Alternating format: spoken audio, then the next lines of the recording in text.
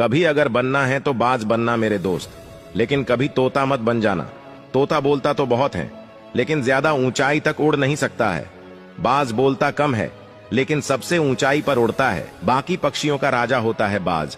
आज आपको 6 पॉइंट्स बताऊंगा जो कि हर इंसान को बाज से सीखना चाहिए। लाइफ की बहुत बड़ी सीख इन लर्निंग पॉइंट में। पहला पॉइंट, बाज अकेला उड़ता है और बाकी पक्षियों के मुकाबले सबसे ऊंचाई पर उड़ता है।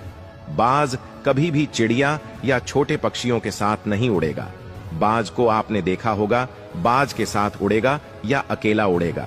और इस बात से हमें यह सीख मिलती है, छोटी सोच वाले लोगों से हमेशा हमें दूर रहना चाहिए और यही अकेले रही, क्योंकि यही वो मौका है जो खुद को समझने का मौका मिलता है। दूसरा पॉइंट, बाज की नजर बहुत क्लियर होती है, तो बाज अपने शिकार को 5 किलोमीटर दूर से ही देख लेता है।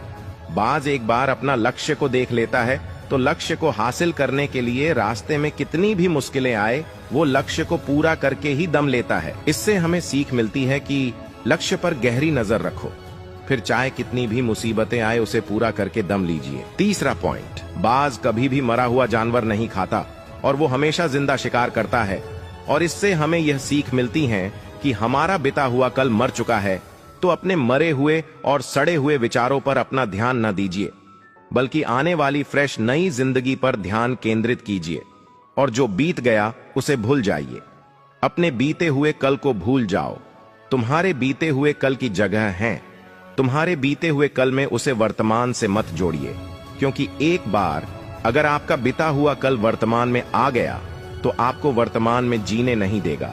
कल आपके साथ कितना भी बुरा क्यों ना हुआ हो और वो यादें सब मर चुकी हैं, तो उन पर ध्यान मत दीजिए। कहने का मतलब है, बाज की तरह बनो जो कभी भी मरी हुई चीजों को नहीं खाता। चौथा पॉइंट, जब आंधी तूफान आता है तो बाज बहुत खुश होता है। जब बारिश होती है बाकी सभी पक्षी छिपकर बैठ जाते हैं, लेकिन बाज को बहुत मजा आता है। जब हवाएं चलती हैं तो बाज उन हवाओं के सहारे और भी ज्यादा तेजी से उड़ता है।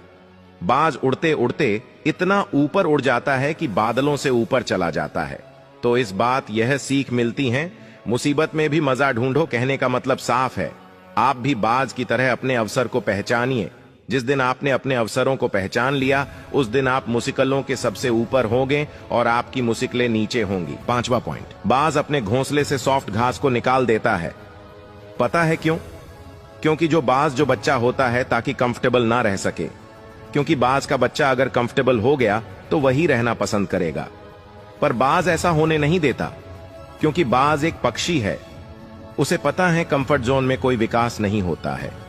हम तो इंसान हैं। इंसान होने बावजूद भी बहुत सारे लोग इस बात समझते ही नहीं। आप जितना कंफर्ट जोन में रहोगे, आपकी भी लाइफ उतनी ही ज्यादा अनकंफर्टेबल हो जाएगी। छठा पॉइंट, अकेले चलना सीखो। एक बाज कभी भी बाकी पंछियों के साथ झुंड में नहीं उड़ाता है, और यह उसकी कोई कमजोरी नहीं होती, बल्कि उसकी ताकत होती है। क्योंकि बाज को इस बात का पता है, क्योंकि भीड़ आपका साथ तो देती है, लेकिन आपकी पहचान छीन लेती है। इसलिए अगर जिंदगी में चलना है तो अकेले चलना सीखो। ये तो कुछ पॉइंट जो हमें बाज से कुछ सीखने को मिलता है।